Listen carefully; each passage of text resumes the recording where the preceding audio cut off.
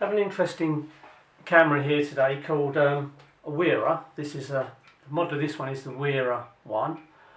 Various models made, WERRA Matic, etc. that had the interchangeable lenses, but this is a very basic model. These cameras were made by the Zeiss factory during 1954 to 1965, and of course the main feature, I guess, on them, which makes them still very popular today, is the Zeiss Tessa lens that's fitted, that produces excellent results, really sharp, high definition lens. Now these cameras are really solidly built, very strong basic construction. There's no unnecessary levers and buttons and things on it. It's very basic. Again, a unique feature is the way you wind the film on. There's no lever advance on here that a lot of cameras obviously have. Instead, you advance the film by turning this ring around the lens, like so. That advances the film, and that's the shutter fire, which is quite a unique design, really. Viewfinder on the back. This is not a rangefinder style camera. Some of them did have rangefinders. This one does not. It just gives you a view through the lens. But this is a diopter adjustment for individual eyesight, and you just turn it to adjust to your individual eyesight, which again is very good really for a camera this age. Going back to the lens, as I say, it's a Zeiss Tessa lens, which is a 2.8 50mm lens, very sharp lens indeed. Shutter speeds on this camera are very good also, up to 750th of a second, and you adjust the shutter speeds by just rotating this ring around here to down to B, obviously, and then right up to sort of 750th. Aperture settings are done on the barrel of the lens here, and you can see it's 2.8 up to f16. You just line it up there, a little red dot on there to whatever aperture, and the focusing is kind of zone focusing, which is just again on the lens here, and it's in feet and meters. I suppose one kind of drawback with this camera is there's not even facility on this model to put a rangefinder to give you some kind of idea of the distance on the subject you're focusing. So that's a little bit kind of hit and miss, I guess. But I suppose if you chose a very small aperture setting, somewhere between f8 and f16, then it gives you that sort of latitude to hopefully get your shots in focus and sharply focused. Okay, so on the bottom here, let's just run through the bottom. The film advance counter on the bottom there, as you advance the film, that rotates around. There's a tiny little red dot there that indicates how many frames you've taken. A tripod mount here, and this is to rewind the film. You just unwind the film back when it's ready, and obviously press the button in to release the load on the film and then wind it back.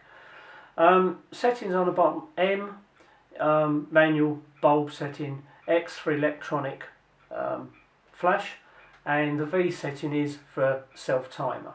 So I'll just show you how that works. Actually put it onto V, wind the film on, and probably hear it counting down.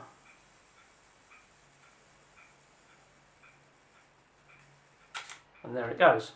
So it's got, you know, in my opinion, it's got all the basic bits that you kind of need for a real solid camera. And I would imagine if you one that sort of like street photography, and especially maybe black and white, this would be a great camera for that. Really, you've got zone focusing, you know, something like 400 ASA speed film, and f8 type of aperture, f8, f11, give you a good focal range. You could easily zoom through the streets clicking away with this camera and get some really good results.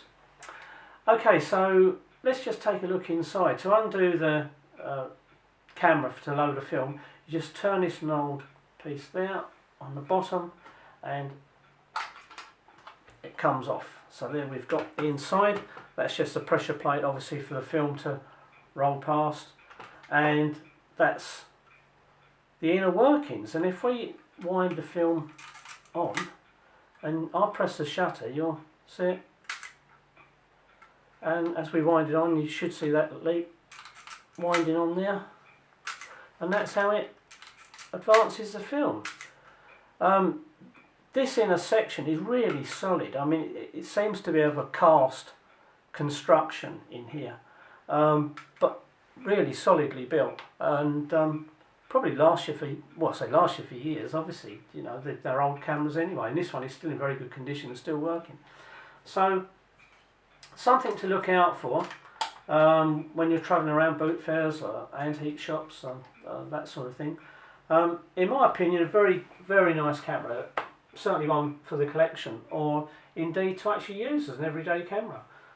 Very basic, no unnecessary buttons and bells, as it were, and produces excellent results via the Zeiss Tessa lens. The lens is sometimes, this one has actually got Tessa, a Zeiss Jenna Tessa written on it. There was at one point conflict between East and West factories, Zeiss factories, and some of the lenses were produced with just a T on them. But again, you know, if you see one of those, the T indicates that it is a Zeiss Tessa lens. That was just part of the dispute that was going on at the time.